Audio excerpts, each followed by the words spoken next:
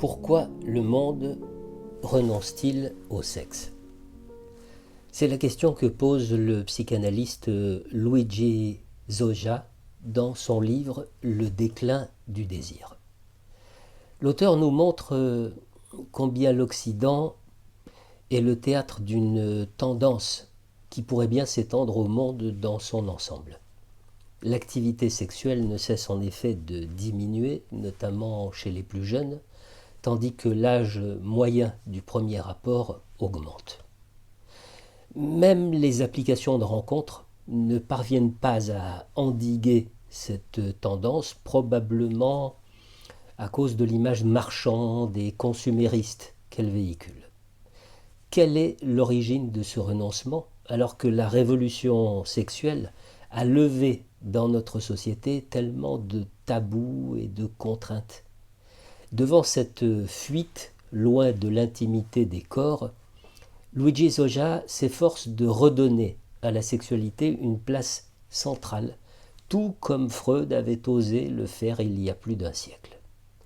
Ce qui est évident, c'est que cette désexualisation progressive des nouvelles générations modifie la nature des liens entre les individus et pose la question de savoir ce que devient l'énergie érotique. Quelles sont les directions de son déplacement? Quels sont ses nouveaux investissements?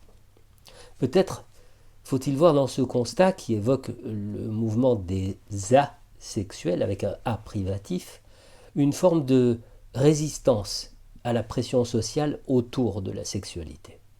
Le rejet du sexe ne serait pas forcément une absence de désir, mais plutôt une protestation à l'encontre de ce que la société impose dans l'ordre des performances de toutes sortes, y compris érotiques. On peut y voir également, comme c'est le cas de nombreux cliniciens, une difficulté à franchir le passage de l'enfance à l'adolescence, à voir son corps changer et, ne pouvant l'accepter, interpréter cette mutation comme le fait d'intégrer un mauvais corps, ce qui conduira à ce que l'on sait des conséquences du questionnement sur le genre. Il est en effet difficile de passer outre l'interrogation sur l'identité qui fait confusion entre sexe et genre. Passer d'un genre à un autre peut apparaître comme une façon de se protéger du monde extérieur, d'imposer une distance avec les attentes sociales. Quant à aller au-delà d'un changement de genre et faire appel à une transformation radicale du corps par la chirurgie, il s'agit peut-être pour ces jeunes en questionnement de s'illusionner quant à une forme de contrôle dont ils disposeraient sur leur corps face aux normes biologiques, exactement de la même façon que les mondes virtuels dans lesquels ils évoluent par le jeu leur permettent de vivre ce que le réel ne peut évidemment autoriser à vivre. Seulement, le phénomène ne concerne pas seulement les jeunes. De nombreux couples vivent sans sexualité. Alors faut-il y voir, pour revenir à la révolution sexuelle, une trop grande facilité désormais à accéder à la sexualité, un passage du genre Schengen, sans frontières, grand ouvert sur la facilité sexuelle et donc une mort du désir due à l'absence de contraintes et donc de manque?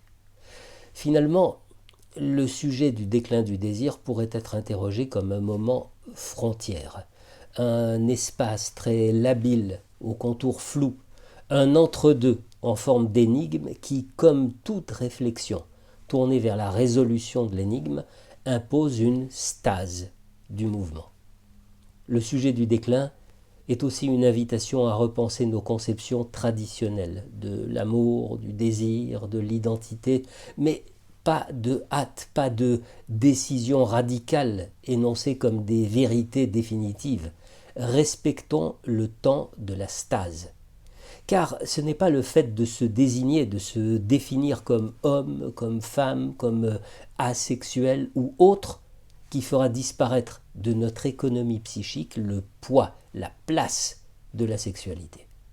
Il nous faut réinventer les contours du désir tels qu'ils prennent forme dans une société qui, loin des contraintes d'il y a un siècle, offre une permissivité telle qu'elle élimine le manque et donc le désir.